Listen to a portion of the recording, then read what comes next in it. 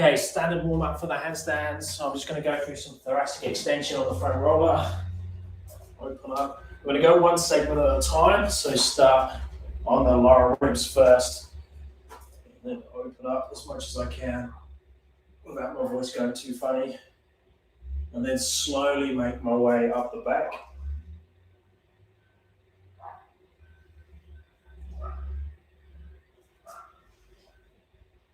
So all the way up the back. As much extension as you can. Now if you're fine with doing this one, if you can find an area that's a bit tighter, just do a bit more time there. If you find an area that's loose, don't do as much time there. Just make sure you're not compensating for your neck or your low back. And then I'm just going to roll over that same area. Mine doesn't feel too bad today. And I'm just going to go into the normal wrist rep. So spreading the fingers. Doing some circles. Slowly making the circles bigger and bigger. Different directions. And again, my wrists don't feel too bad today, but if yours are sore or need a little bit more warm up, make sure you do more warm up and just do enough for you. The stretch and the mobility stuff is very individual. So peeling the hands up and down, so trying to peel through the palm, through the knuckles, through the fingers, different directions again. And I'm just going to open the shoulders out, so keeping the hips on top of the knees, toes pushed into the floor, and then walk the hands out. And then just taking the chest down towards the floor while looking at the fingers. You can probably only just see Rosie. So normal shoulder stretch.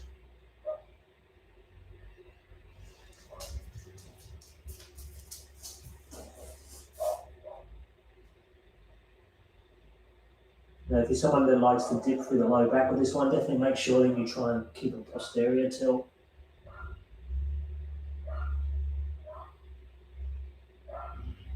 Okay, then come back out.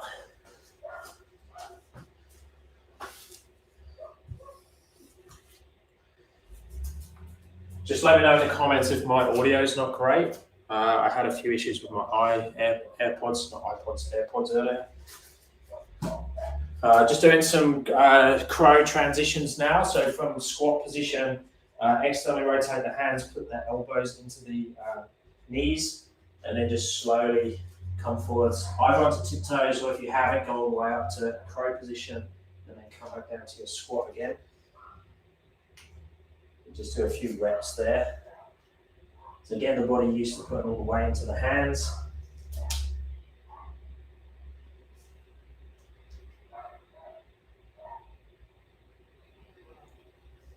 So I'm going to go through, my goal today is to go through handstand entries. Awesome, video's working. So different handstand entries is the goal today. So I want to go through everything I can think of in terms of the handstand entries, from the easier variations to the harder ones. Now obviously kick up is the normal one for most people that would start with. So we'll just go through the kick up variations. So now, there is probably the most commonly used one is more like the gymnastic entry that I don't personally use. So where you start on your feet, so no weight in the hands, and then you get the shoulders ready to take the handstand. So you're in a strong position there, and then you kick down and forwards into the handstand. I'm not a big fan of it from a hand balancing point of view, just because it's taking your energy in that direction. And with the handstand, we really want to be going up if we're going to hold the handstand in a static position. Gymnasts and that will do that variation because they're normally using the movement to enter different positions, to tumble. They're using the forward momentum. So we want to go more in a static position. But let's just try a few of those just to see how that feels. So see if you can either go into a freestanding handstand from there if you're that level. If not, just kissing the wall. But try and make the shoulders really strong before you go into it. And the goal there is to try and make every rep the same, unless you intentionally want to change something. So 4 or 5 repetitions, trying to make them the same.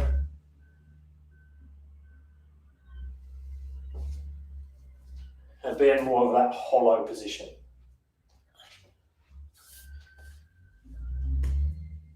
So let's make a little bit of a list of the ones I'm going to go through. So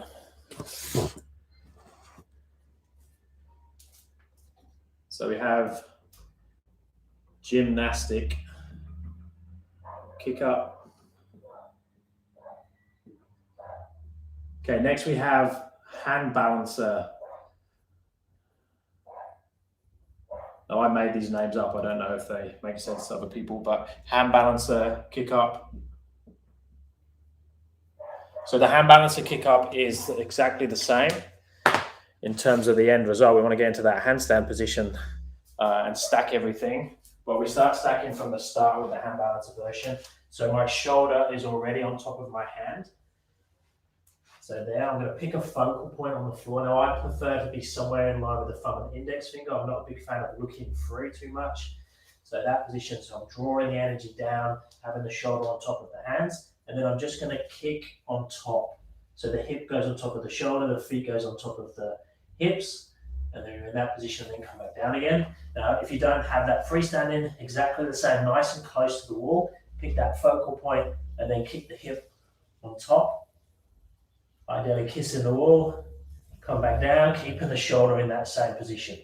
So then it's again looking for repetitions there, either kissing the wall or freestanding, but every rep being the same. So shoulder in position, hip goes on top of shoulder, feet go on top of hips. So you're going up into the handstand.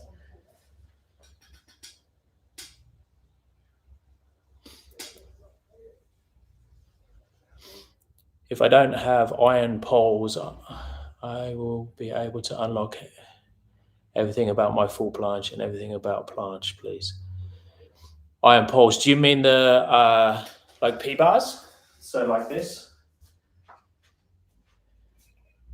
So the bars like that? Because you can definitely, like there's lots of people that can do full planche without P-bars.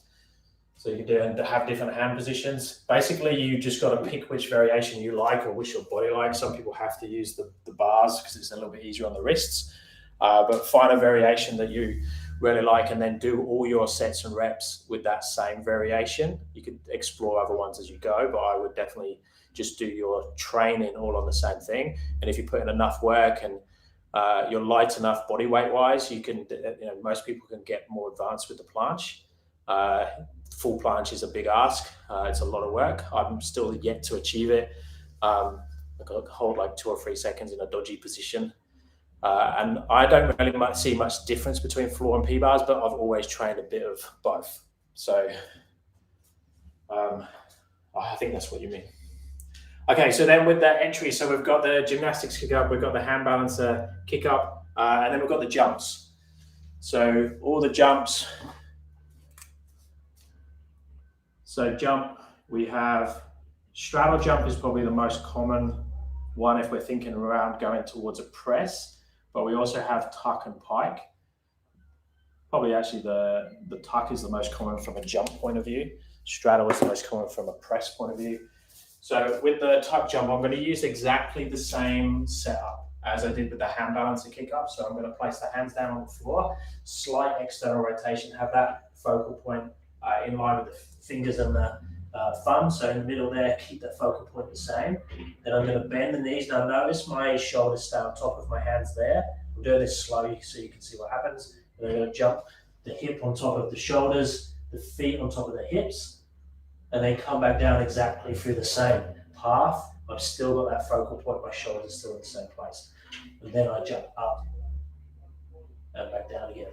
So what a lot of people will do there is they'll jump their shoulders forwards and backwards. So every repetition they do, something else changes. So when they jump forwards, or they jump backwards when they come back down, and when they do their second attempt, their shoulders are in a completely different place. So when you try and jump up, you're not jumping in the same place, and then you react to that. So every repetition is completely different, and it gets quite confusing. So exactly the same, you can use the wall, but really focus on that hand, shoulder, focal point there. And I'm going to jump my hip on top of the shoulders. And then when the hip goes on top of the shoulders, I throw the feet up in the air on top of the hip. And I get that stacking again. So everything's about going up into the handstand and not going over. So not going forwards and backwards.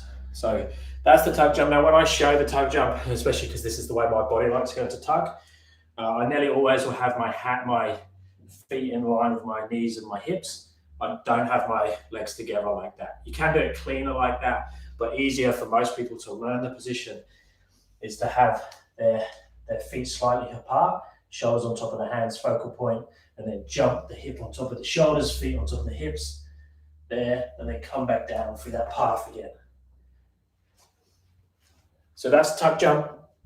Then let's go through straddle jump. So straddle is exactly the same, but with the straddle, as soon as the feet leave the floor, my legs are going to go around that outside. So exactly the same setup. Shoulders on top of hands, focal point, and I'm going to dip hips, the shoulders stay on top of the hands, and then as I jump, my feet come around that outside, pass through straddle, finishing straight. On the way down, they pass through straddle, finish, notice the shoulders, focal point exactly the same, and then I can go again. Back down. So exactly the same. Kick up, tuck jump, straddle jump, hip position, shoulder position, all the same. Energy's coming in the same way, and you're going straight up into the handstand and not going backwards and forwards.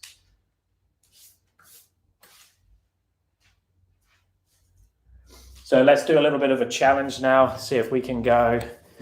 See if I can put this up a bit higher. Need to work out my camera angles.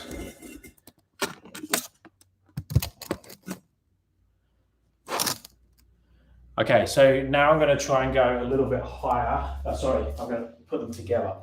So I'm going to go through the gymnastic kick up, the hand balance kick up, the tuck jump, the straddle jump. So they're all the ones we've done so far. So if you try this, if you don't have freestyle, and try exactly the same up against the wall, but you're just going to kiss your heels lightly against the wall. So the first one was the gymnastic kick up. I'm going to go into that hollow body position, come down, stay hollow, either kissing the wall or freestanding, come back again. Into the hand balancer one, shoulders on top of the hands, focal point exactly the same, and then kick. So more of a direct up and down movement, back again. Now I go into the tuck, so shoulders on top, exactly the same as that kick up, but I'm now going to kick the hips on top of the hands, feet on top of the hips, come back down again, and then through straddle. So when I go through my straddle, I'm just going to do exactly the same as the tuck, but open the legs through straddle to the handstand, and then back down again.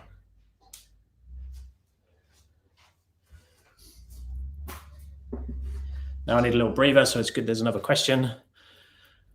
My line when doing heel pulls and toe pulls is decent, but when I kick up, I have a massive back arch. Am I trying to balance in a position I'm not used to? What should I focus on to prevent this? So yeah, most people have a different handstand when they freestand compared to when they go something against the wall. So the good thing is if you can do it against the wall, it shows that it's not a mobility issue. It's not a something else you need to work on. It's basically the difference between freestanding catch and the wall. So a couple of things you can do. You can try and make the heel pulls and the toe pulls more like your freestanding. So what I mean by that is if I practice not only, so different levels of heel pull and toe pull. So the beginner heel pull is going to be like this. So just pulling on and off the wall. So just trying to understand what the fingers are doing so you can pull off a little bit. Same with the toe pull. You're just getting the bodies to start pulling away from the wall. The next level up, which is probably where you're at, is to pull away into a handstand. So if I do a heel pull, I'll pull away into a handstand and I'll go back again. And your body line's staying pretty good there. Go back and forth. Same with the toe pull. You can go to handstand and back again. So then the next levels of that is to actually pull away, hold in a handstand and go back to the wall. So I could go for a longer hold. So a heel pull off, longer hold in the freestanding handstand and then go back. But what I would do is, if I was you, is see if you can step or kick into the freestanding handstand and now choose to try and go to the wall a little bit and then come back again. So I'm not actually starting on the wall, I'm starting in the freestanding handstand and I'm just kissing the wall and coming back. Same with the toe pulls. So that's going to make your freestanding handstand more dominant in your practice and less about the wall being the position, creating a good straight line there and pulling away. It's like your handstand is your base. And then when you kick up to your freestanding holds, try and be closer to the wall, but don't touch the wall. So when I'm here, I'm going to go for freestanding, but I'm very close to the wall.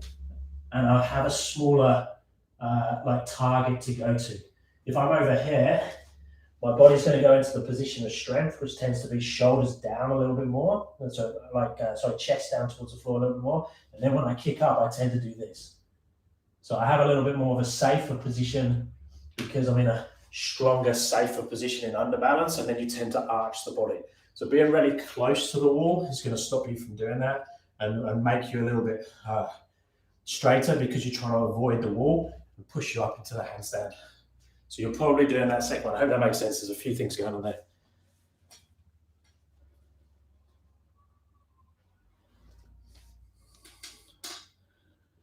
No, I don't know that headstand exercise. No, I'll have to search that exercise and see. In the heel pull, you kind of tuck your hips in more and use your fingers to the heels of the wall. Yes. Yeah. Yeah, so because what happens in the heel pull position, you got to think that most people are arched in some way to get, because it's a bit false. So if it'll actually be like this. So if I stand here, I'm not touching the wall. So I need to get to the wall. So I will tend to go into that position. This way up, I'm going to flex. When I'm in the handstand, I'll tend to banana. So when I'm back to wall, because to get to the wall, I need to do that. So I'm going to try and go towards more of a hollow body position, but you can't really do a hollow body position when you're still trying to get against the wall. So yes, there's a little bit of a fight between that extension and flexion. And because most people buckle through their low back and hips, that's where that sort of sensation of trying to tuck under comes in. But in reality, once you get more comfortable with doing heel pulls, you won't even think about doing the hip thing. But while you're learning, you'll have to focus on trying to not go into extension and try and keep into a little bit more flexion.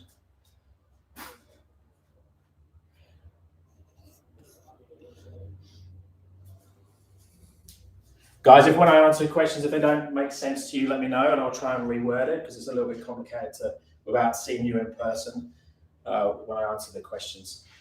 And then we've got, for the entries, I'll carry on with these until we get other questions come in. So now we've got the pike entry. So the pike jump is exactly the same as the tuck and the straddle jump, but just when my knees come off the jump, so once the knees have bent and then they straighten again, I'm going to keep them straight. So exactly the same, hand, shoulder, focal point, bend the knees, shoulders down top of the hands. As I jump, I keep the legs straight through to that handstand position, then straight legs on the way down, bend the knees to cushion the landing and to get ready for that next one. So pike is probably the harder jump just because you have that big opening of the hip, which will tend to flick you over. So that's the pike jump.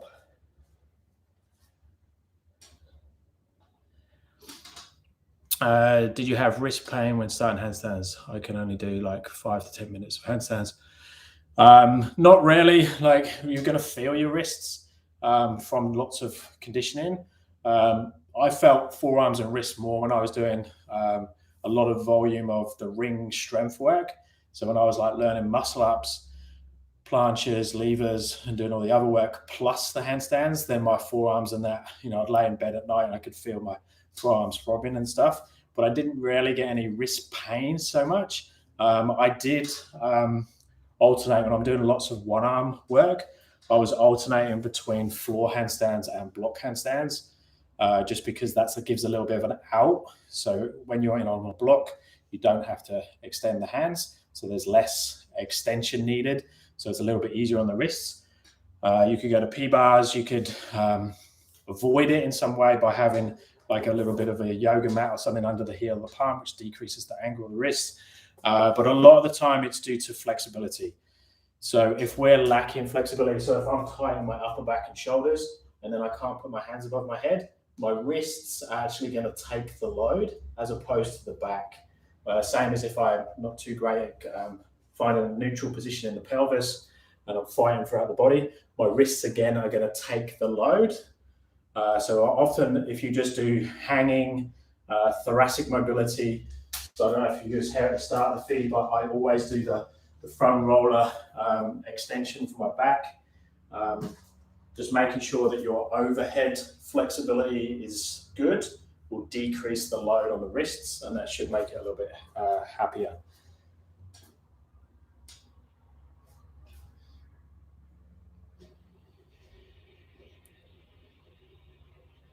Yeah, pike jump. Yes, you can jump. So the pike jump, especially if you're very flexible through the forward fold, your hips will really like to go back. You can do it against the wall and get your butt to touch the wall as you jump. So when I'm going here and I jump up and try and get the butt to touch and then open the heels up, you just got to be careful that it becomes very, very clunky and heavy. And what we don't want in the handstand is a heavy hip. So anyone with a yoga background will find that their hip wants to get involved all the time. They'll really like the pike entries and exits, but then they'll struggle to get into a straight handstand. And the butt to wall pike jump can definitely help with the pike jump, but you've got to be careful that it doesn't like supercharge the hips. We always want to supercharge the shoulders and the arms, not the hips so much. So just be careful with repetitions when you do that and how heavy you're hitting the butt into the wall. It should be more of a target to kiss against as you go up, as opposed to a heavy smash against the wall. Because when you remove the wall, the heavy smash is going to turn into you flying over.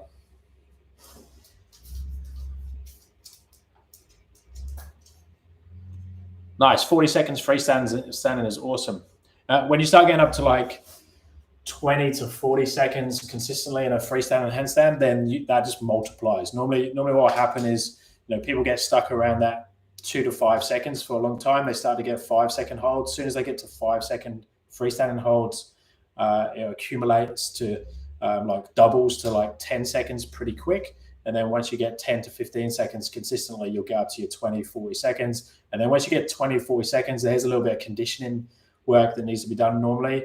But then from that 40 seconds, you'll go up to like 60. Most people have a bit of a block around 60 just because it's a mental thing, getting to 60. We had George, if you're not watching live, George in class last night got his 60 seconds. He literally, on his attempts for the last 3 weeks to beat his 60-second hold, to get to a 60-second hold, he was getting 58, 59-second holds and then falling out of the handstand. So you get like a mental block around certain numbers. So 60 seconds is a really common one for that. It'll be interesting to see then when someone gets their 60, like George did last night, whether when he tries on his next session, whether he just gets 65 seconds, 70 seconds, because he's gone past that block. But 40 seconds is really good. Now there is a big difference between having consistency in your longer holds and having it, once every 6 months you get a long hold. We ideally want it to be, you get 40-second holds, you should ideally be able to get 30 to 40-second hold every session. That's obviously a much more usable way of doing it. And then the other thing to think about, guys, if you're doing longer holds, is consistency of kick up. So that's why I'm going for these entries today. So a good challenge for all of you, whatever level you're doing, whether you're kissing the wall or whether you're freestanding, is multiple reps of controlled kick ups in a row. So what I mean by that is if I kick into handstand now next to Rosie, then I can hold for 2 or 3 seconds, I come back down, and then I go again, 2 to 3 second hold, come back down, kick up again, 2 to 3 second hold. So this is really, really important for drills, especially if you are freestanding, to make sure that every kick up you catch. Now, it doesn't have to be freestanding, like I say, you can do exactly the same, kiss in the wall with the heels and just make that consistency there.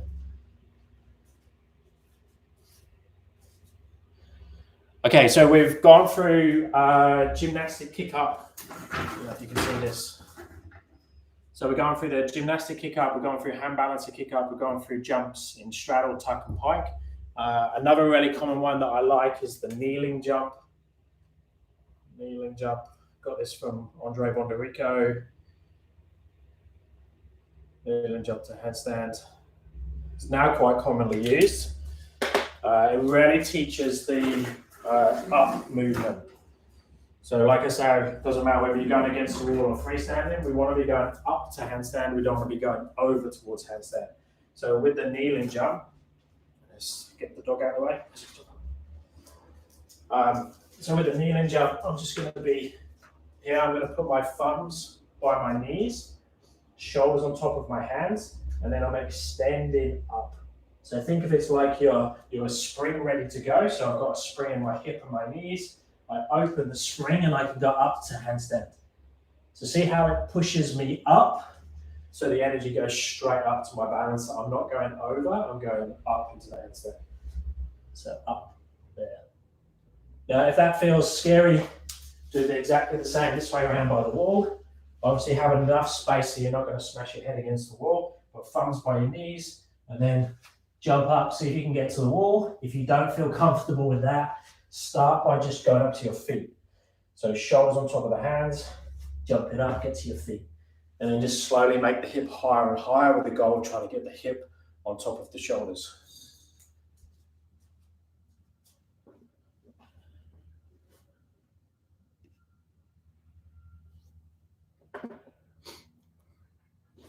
Yeah, that's a good place to be in terms of juggling the heel pull, toe pull whole time. I sort of program, depending on the individual, where we'll do heel pulls, toe pulls for a certain amount of reps and sets, and then go to freestanding work. Once you get up to your freestanding to a certain level, then you could test your freestanding. So you could say, okay, I'm going to have 2 attempts of trying to catch a 20-second plus handstand. If you fail those 2 attempts, you go back and have to do a few reps of heel pulls and toe pulls, and then you go back and do freestanding again. So doing something like that. So I wouldn't have a set way of doing it in terms of your sets and reps, but I would have you must achieve a certain hold time within a certain time, and if you don't achieve it, you go to the wall and do your heel pulls and toe pulls, and then go back and try the hold again. And if the hold works, stay with the freestanding. If you need to, go back to the wall. Something like that. It also depends on what you're aiming for in terms of your position. Because we had someone on earlier saying their position when they kick up to freestanding wasn't very good in terms of their line, but they could do a really good line against the wall. So if you're like that, then you probably need to do a little bit more on and off the wall, like do a really good heel pull to straight position, do one freestanding, compare them, and then like work between the two. So you really got to sort of work out what your goals are and what level you're getting, and then be realistic and not do too many kick-ups, because we all tend to do way too many freestanding kick-ups to start with.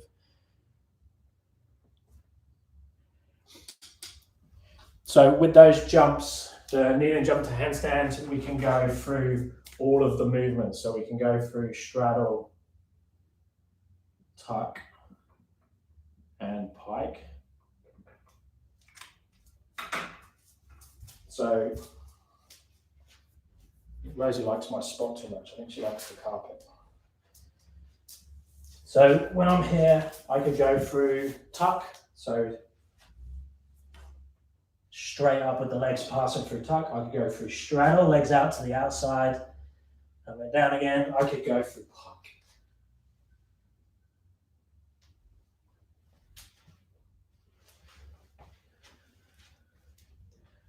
So once we've got those, we have gymnastic kick-ups 1, hand balance kick-up 2, jump in, straddle, tuck and pike 3, 4, 5, kneeling jump to handstand and straddle 6, in tuck 7, pike 8. So there's 8 different entries that I would practice. Obviously, the majority of the time, I would tell people to do this one, the hand balancer kick up. I would do that 95% of the time, and then play with the others. If you're at a level where this is quite consistent and you're going for like press handstand and things like that, I would be doing your straddle and tuck jumps as a higher priority as well.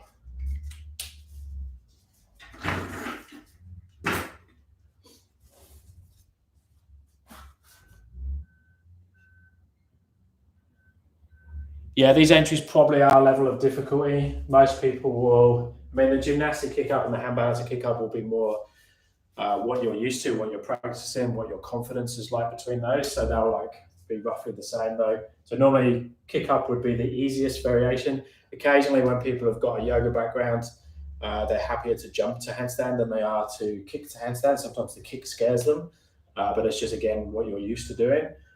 So yeah, majority of people would find the kick up the easiest, and then the jumps straddle or tuck in terms of which one they find easier. Again, that's like 50-50.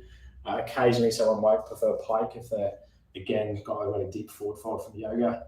And then the kneeling jump is probably the hardest one from a confidence point of view. When you can do it, I'd say my consistency on the kneeling one is probably one of the best on all of them, just because it does send you up to the handstand instead of over. It's a real good one. That kneeling jump, I think, is very good for handstand development, just because it really ties in all that upper back traps. There's some of the benefit from deep tuck handstands and things. You also get from doing movements like that. Like my tuck handstand has never been great because of my tight old man hips and tight thoracic, but I sort of bypassed the need to do so much tuck handstands with all the other work I was doing with the handstand push-ups. Become an expert at the toe pulls and that type of thing, because developing that upper back shoulder area is so important for handstands.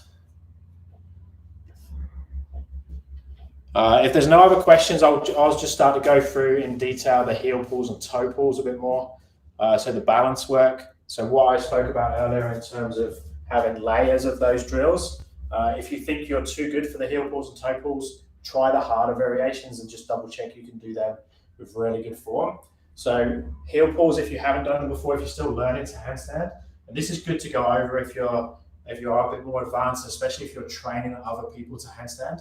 Make sure you know all the different levels and the different variations. So a heel pull is basically using my toes to pull myself off the wall. I relax my toes, I fall back to the wall with control. So I can pull myself on and off the wall using my toes.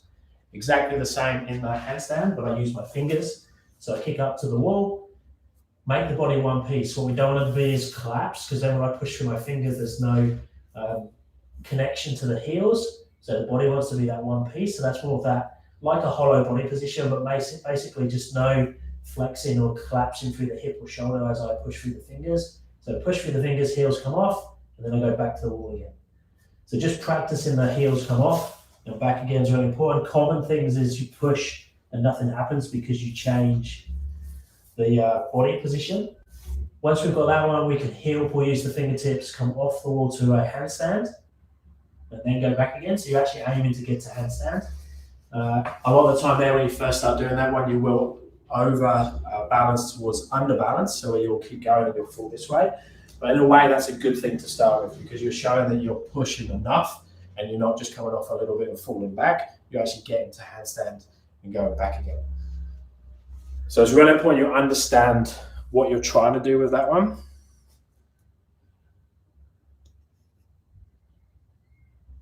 And then the last version of the heel pull is to start in the handstand. And there's obviously like grey areas between each of these steps.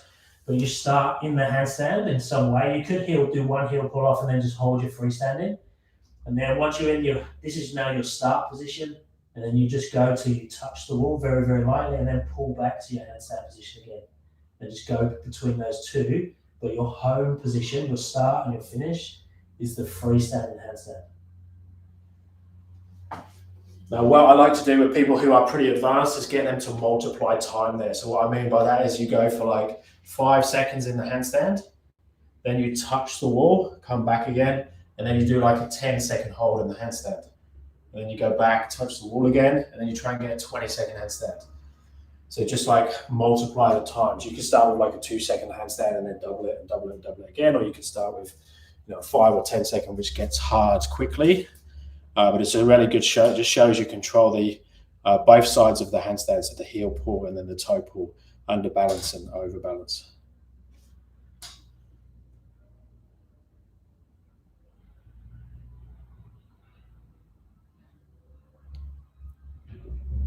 Think with the heel pulls and toe pulls that you're increasing the window of balance or the window of catch. So that basically, if you're in the handstand,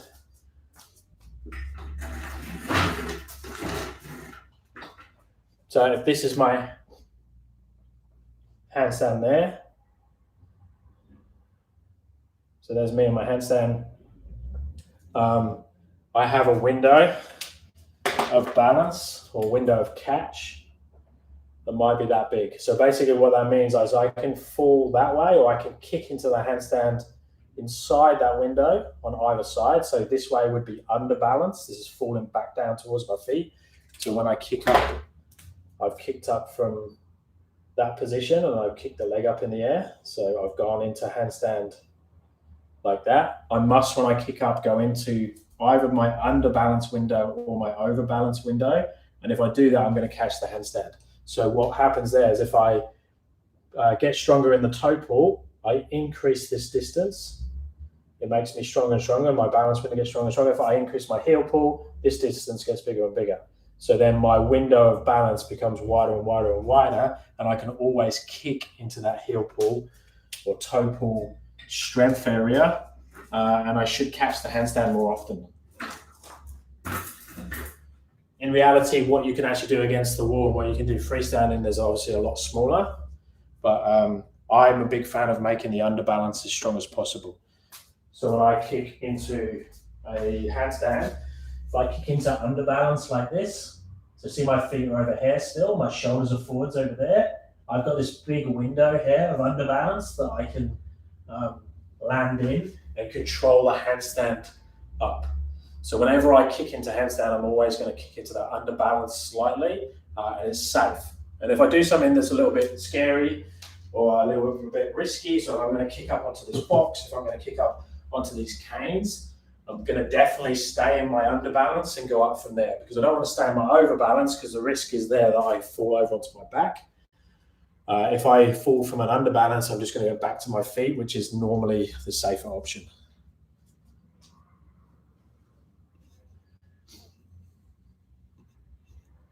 How am I feeling? I'm feeling good.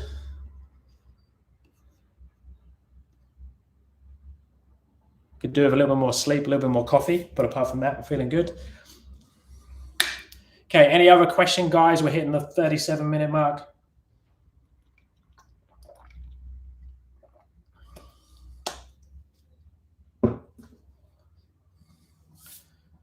Let me just run through the toe pulls like I did the heel pulls. So toe pulls is normally the scary one for most people. There's obviously a prerequisite that you need to be able to hold a chest to wall handstand close to the wall. You need to know what to do if you go too far over. So if you start to fall over, you've got to either be confident that you can turn out or have someone here. So if you have someone here who can push you back to the wall if you go too far, that's obviously going to build confidence, because the toe pull is not going to work if you're scared to come off the wall and you're too happy to be against the wall. This is your safe place. You don't want to go that way. The toe pull is not going to work. So you need to build that confidence first, get up to the 30, 60-second chest or handstand with control in a good position, and then you can add the toe pull on top of that. The other way of doing it is to find, you might have a place in your house where you have two walls or a very small corridor, and you can handstand in the middle to go between the two. I sort of tend to find that one you do need a bit of a prerequisite on that as well, just to be able to have some confidence to pull off the wall still. But with the toe pull, so the idea is that I'm in this chest to wall handstand position first, so here, and then I'm going to pull myself off the wall using my shoulders. So I'm just going to take my shoulders in front of the fingers, and my toes slide down the wall until the point where I've got enough weight forwards that my toes have come off. Then I push up into handstand, and then I can go back to the wall by using the fingers. I can push back to the wall again, and then I can do it again with the shoulders. So the mistake a lot of people make here is to use the hips. Now, it's not necessarily a mistake because it works, but what happens is that, and then you tend to fall over. So the hip will tend to flick you off because it's very high and heavy, very powerful, and then the base gets away from you back towards the wall, but your hips continue and then you go over. So if you can get the shoulders to be more dominant in that, you tend to have more control and you won't fall over so much. So that's the toe pull. If you can get an expert at the toe pull, if you become an expert at the toe pull, you will tend to you will tend to start catching the handstands a lot.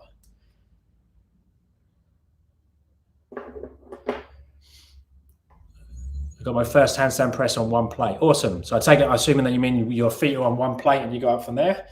So one weight plate or something that's really close to the floor. That would be pretty similar to like a yoga block height or something. So if you don't understand what that is, guys, that means that he's got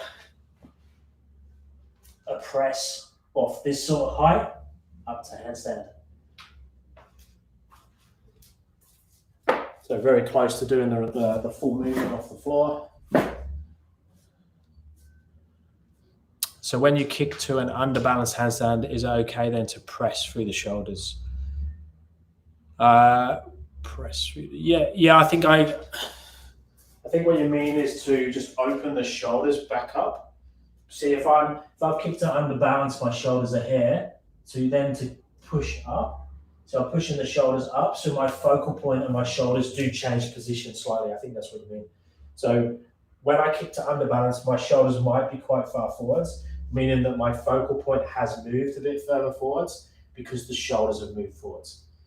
So normally your focal point will move with your shoulders. So if I'm doing like an advanced movement, like a planche press, I'm going to take my shoulders past my hands. See, my focal point now has gone much further forward. So it might go to here. So I would do that to get the press. And then when I come up, I take the shoulders back, which pulls my shoulder and my focal point back to its normal position. And then if I come down, it might come forwards again to come back down. So I think that's what you mean.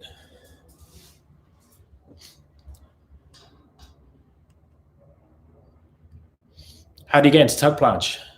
Okay, so with tuck planche then from a handstand, or do you mean how do you get into tuck planche from handstand?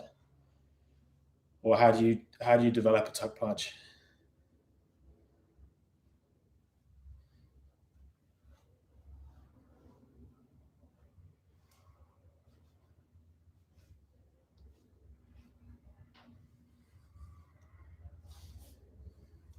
So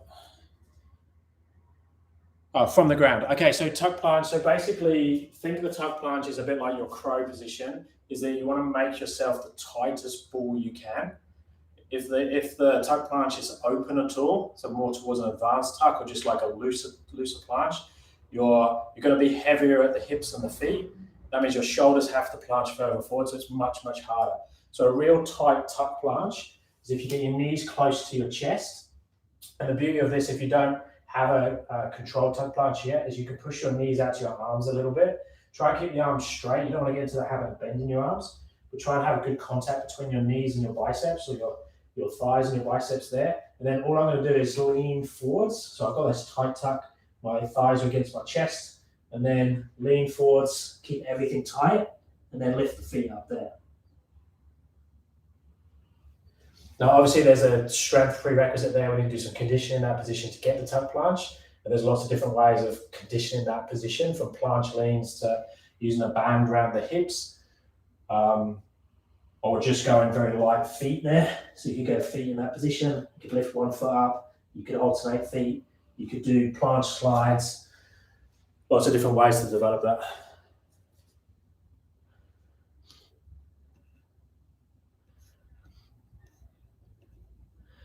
I take it the thumbs up is a good thing. I don't know what, I only speak English, so I don't know. And the translator doesn't work on here at the moment. So unfortunately, guys, I can't reply to anything that's not English.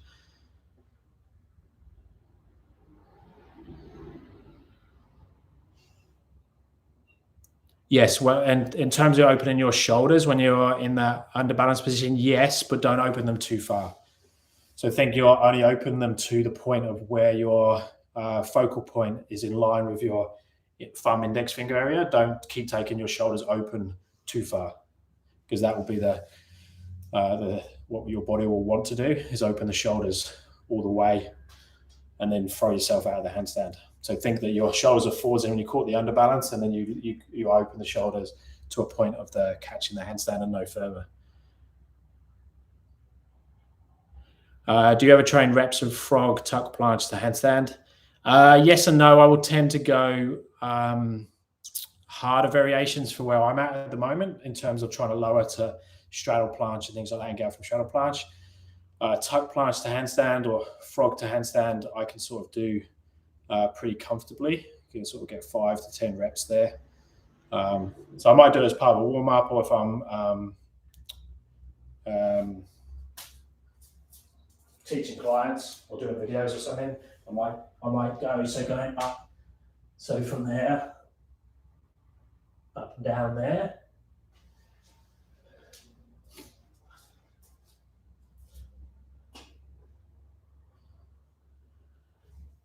Where did I get my handstand blocks from? So I've got lots of different variations of handstand blocks over the years. The ones you'll see me using the most in my videos are Yuval's ones. So Yuval on hands, if you don't follow him on Instagram, that he's an amazing handstand coach. He's my handstand coach for a few years. He's based in Paris.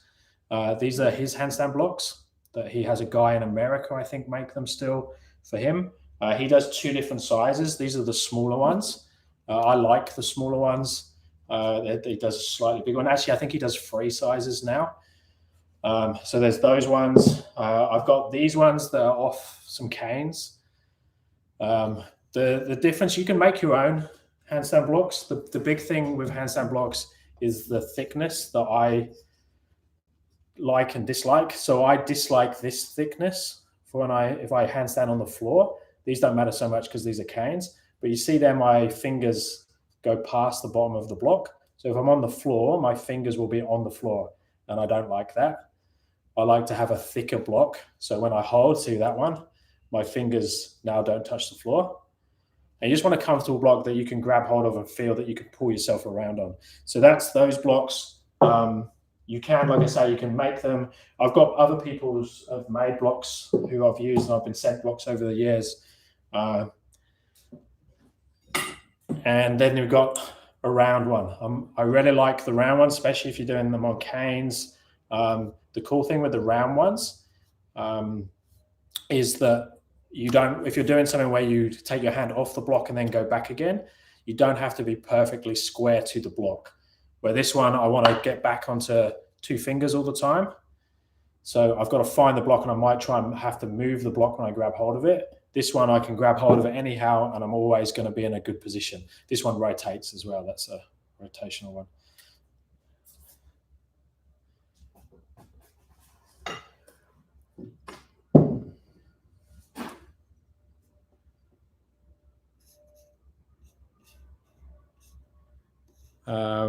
And there's lots of people selling handstand blocks now as well.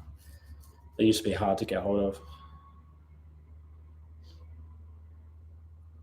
Yeah, toe pull, like if you got to a level where you're comfortable to do toe pulls at a standard where you can do them for, quality reps, then I would say they're like a go-to. I get everyone to do them. I do them in every handstand class, especially before we do like freestanding holds, because they definitely like increase the window of balance, and they definitely make your handstand much stronger, and they carry over to presses and handstand push-ups.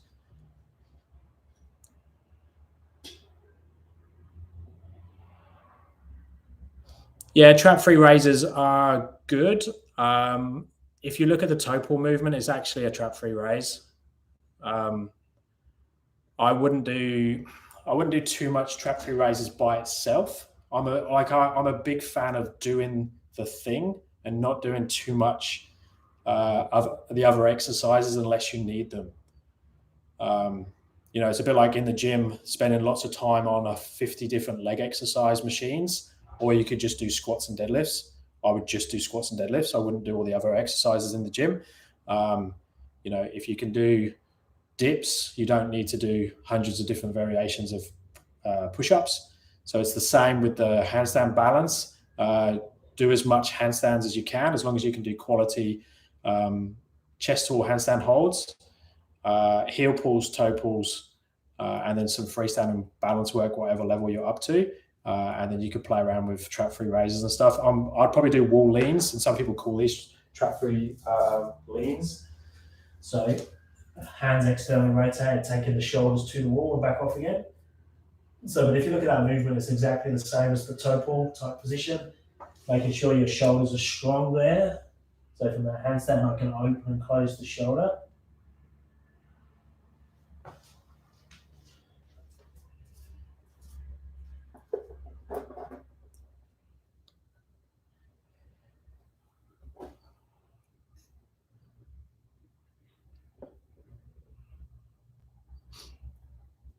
Yeah, so that's the toe pull. So to stop falling under balance, how do you go into planche without the hips also dropping and going into the opposite direction, toes direction?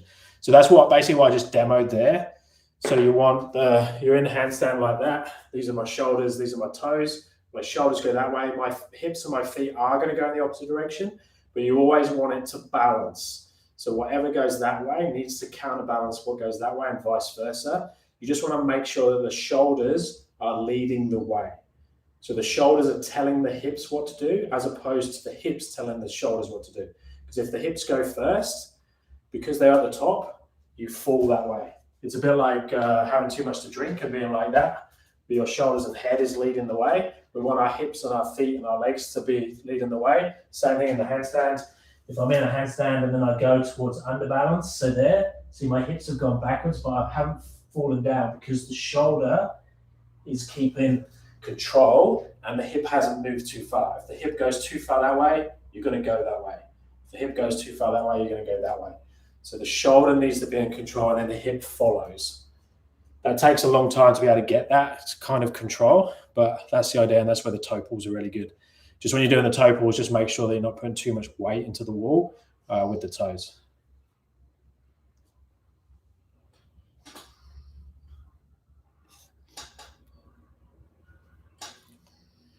Guys, I think we're at a record. We're at 52 minutes. I'm happy to keep going for the 60 minutes if there's any other questions.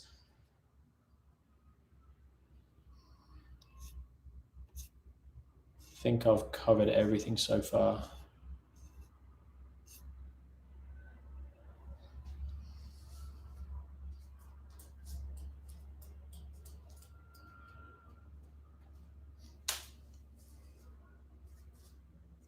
So any other questions, guys?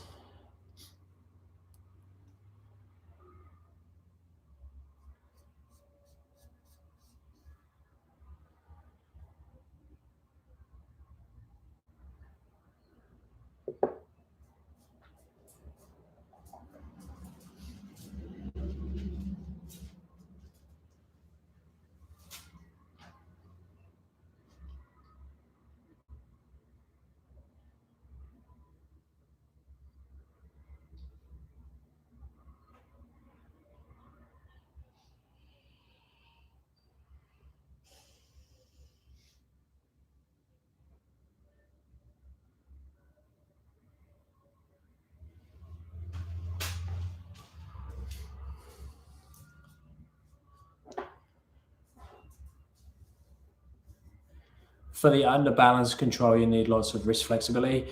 Not so much. So when I demo it, I exaggerate it. I make the movement come a lot. In reality, to do a toe pull and to do a fine adjustment in the freestanding handstand, you're not actually planching the shoulders that far. You're probably talking, like an inch in terms of movement.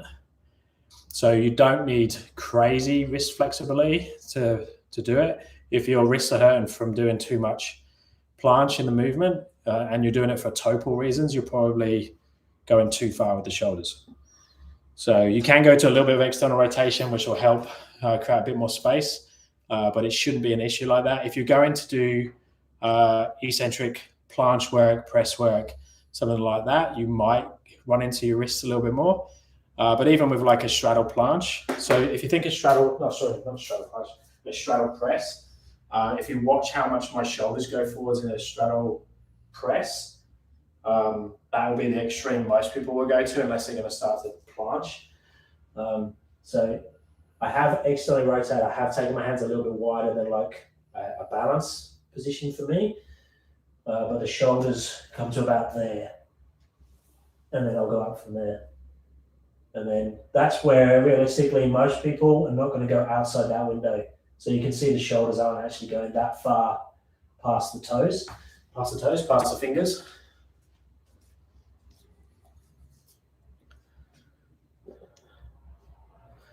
Awesome. I'm glad you're enjoying it. It helps obviously when you answer the questions because we're doing the Zoom sessions. I know where you're coming from when you ask the questions. That makes it a little bit easier.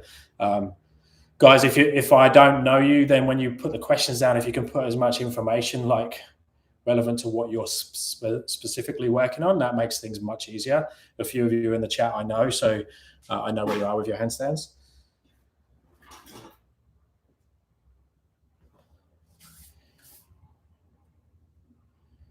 Okay, I really want to get to 60 minutes just to say we've done a 60-minute live, so we've got 4 more minutes. Anything else you want me to go through? Handstand push-ups, planches, presses, balance work, one-arm handstand, P-bars,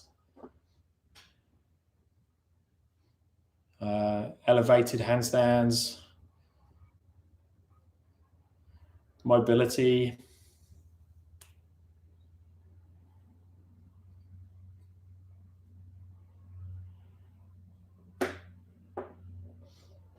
I'd also, if you're into handstands, I'd also be playing around with just some other arm balances as well. I often do these in my handstand classes before the class starts as like part of the warm-up. So obviously crow position, frog stand, these type of positions I'll do a lot. The peacock position or double arm elbow lever, that one, forearm stands,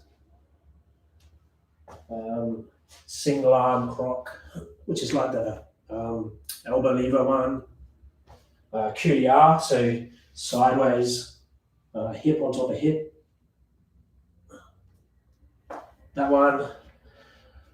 They're the main arm balances I play with, and I recommend you also play with those as an extra on top of your handstands.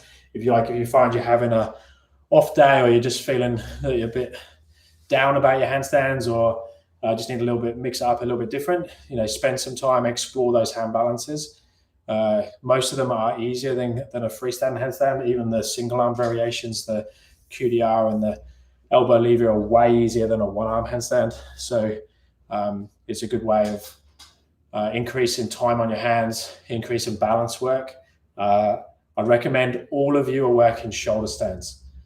So if you don't know what a shoulder stand is, on the edge of something, most commonly I'll use the little canes, the IKEA steps, or wooden box for shoulder stands, the P-bars. So a shoulder stand is this position. So basically you just want to get your head and your shoulders down enough to counterbalance your hips and your feet. So standing in a tight ball makes it easier. So there, then you can open up into that position. Now I have externally rotated, I have pushed my arms into my torso. That makes it much easier to be there. So I recommend you're working out also the bottom position of a handstand push-up, so a deficit handstand push-up. So if you are working handstand push-ups and want to get a deficit, I recommend you're all doing deficit work in some way. If you're working handstand push-ups, I would definitely work on that shoulder stand. It's a cool one to go between L-sit, shoulder stand, straddle L-sit.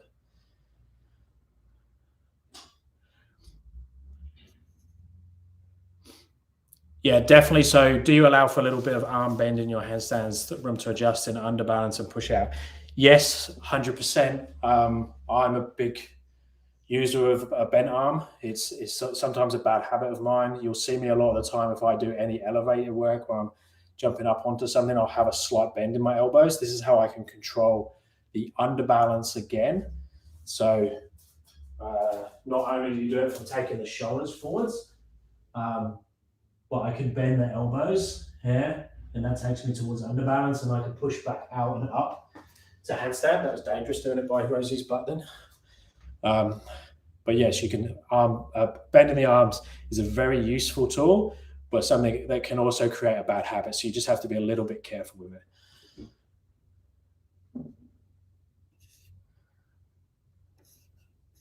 Good night. I'll take it you're over the other side of the world, maybe in 11 a.m. Maybe in America on the, say it's evening there. It's 10 o'clock. It's 11 a.m. now in Perth.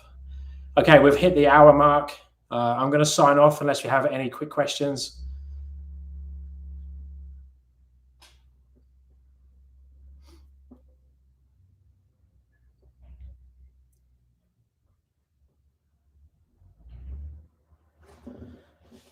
Okay, guys, if you want to reach out at all, check out my website, so www.paultwyman.com.au.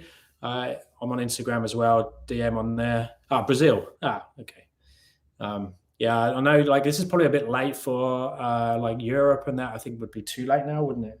Because I've got to try and do a time that's better for different parts of the world. So I'm going to have to work on my different times. I'm originally from Kings Lynn, Norfolk in the UK. So a couple of hours northeast of London. And I moved to Perth, where were we, 18 years ago. So people from Norfolk say I've got a Australian accent, but Australians definitely don't say that. Okay, I'm going to disappear. Thanks, guys. Reach out, send me a message. I'll speak to you soon. I'll plan to do these Monday and Fridays. Cheers, guys.